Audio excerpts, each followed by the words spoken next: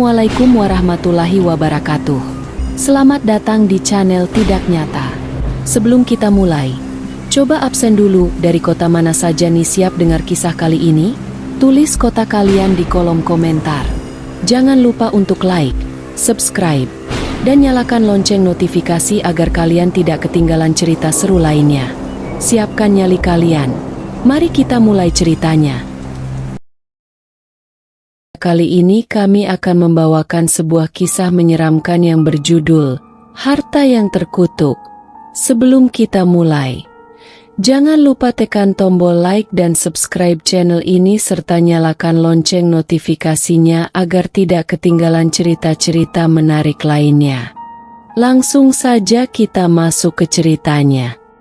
Di sebuah desa terpencil yang dikelilingi hutan lebat dan persawahan yang luas, hiduplah seorang pemuda bernama Bastian. Hidupnya sederhana sebagai buruh pengangkut kayu di sebuah pabrik kecil yang terletak di ujung desa.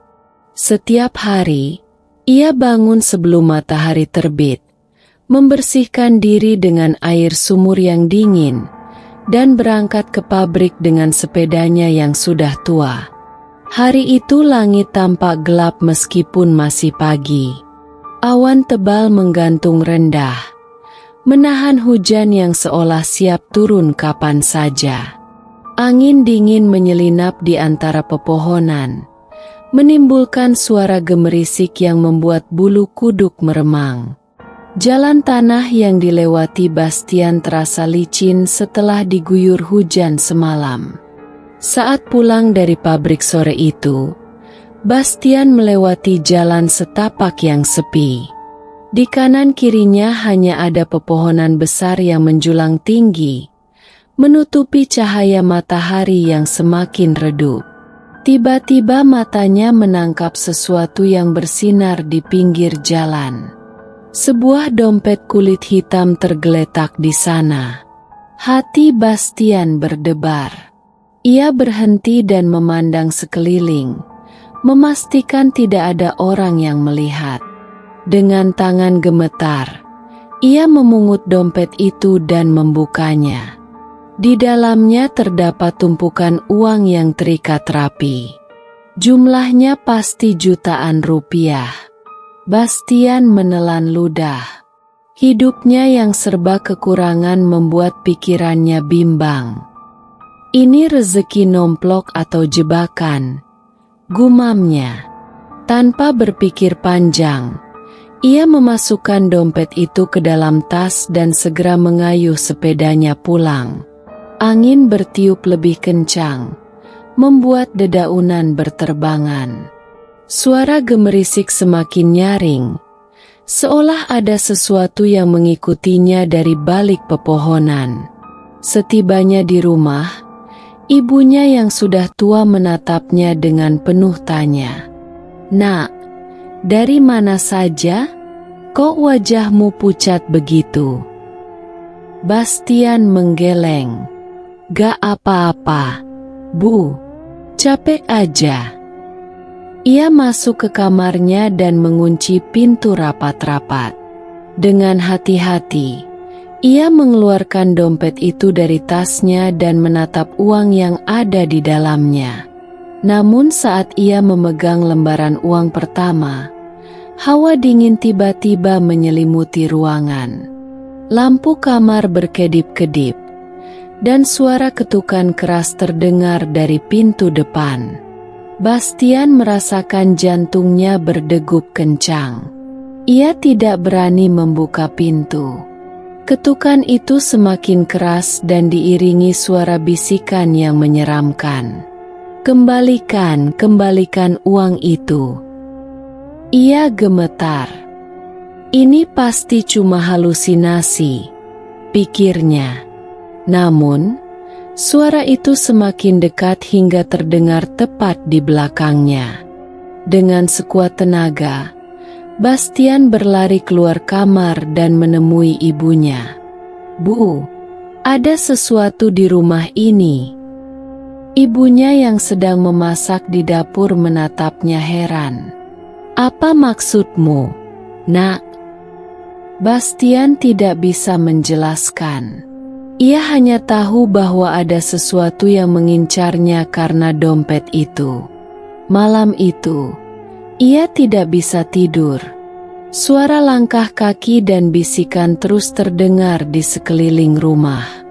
Pagi harinya, Bastian memutuskan untuk menemui Pak Karta, seorang tetua desa yang dikenal bijak dan paham tentang hal-hal gaib. Setelah mendengar cerita Bastian, Pak Karta mengangguk serius.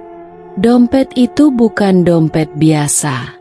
Itu adalah bagian dari pesugihan, ujar Pak Karta. Bastian terperangah. Pesugihan? Ya, ada orang di desa ini yang melakukan perjanjian dengan makhluk halus untuk mendapatkan kekayaan.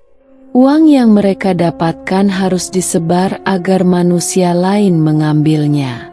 Siapa yang memungut uang itu akan menjadi tumbal. Wajah Bastian memucat. Apa yang harus saya lakukan, Pak? Kembalikan dompet itu ke tempat semula sebelum matahari terbenam. Jangan lupa berdoa dan minta perlindungan dari Tuhan. Tanpa membuang waktu, Bastian bergegas menuju jalan setapak tempat ia menemukan dompet itu. Langit kembali gelap meski belum sore. Angin berhembus kencang, membuat pepohonan bergoyang liar. Sesampainya di tempat itu, Bastian meletakkan dompet di tanah dan berdoa dengan khusyuk. Namun tiba-tiba, suara geraman berat terdengar dari belakangnya. Ia menoleh dan melihat sosok hitam besar dengan mata merah menyala. Makhluk itu berjalan mendekatinya dengan langkah berat. Bastian merasakan tubuhnya kaku. Ia tidak bisa bergerak.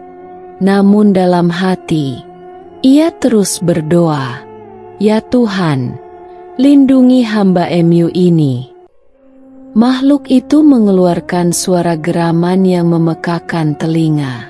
Tapi tiba-tiba cahaya terang muncul dari langit, membuat makhluk itu mengerang kesakitan dan menghilang dalam asap hitam. Bastian terduduk lemas. Pak Karta yang muncul entah dari mana menepuk pundaknya. "Kamu selamat, Nak. Ingatlah, jangan pernah tergoda dengan jalan pintas yang penuh dosa. Rezeki yang halal adalah berkah yang sesungguhnya." Dengan air mata yang berlinang, Bastian mengangguk. Ia telah belajar pelajaran berharga bahwa tidak ada kebahagiaan sejati yang bisa dibeli dengan cara yang salah. Terima kasih telah menyimak cerita ini. Jangan lupa tekan tombol like dan subscribe channel Tidak Nyata, serta nyalakan lonceng notifikasinya agar tidak ketinggalan cerita-cerita menarik lainnya. Sampai jumpa di cerita berikutnya. Wassalamualaikum warahmatullahi wabarakatuh.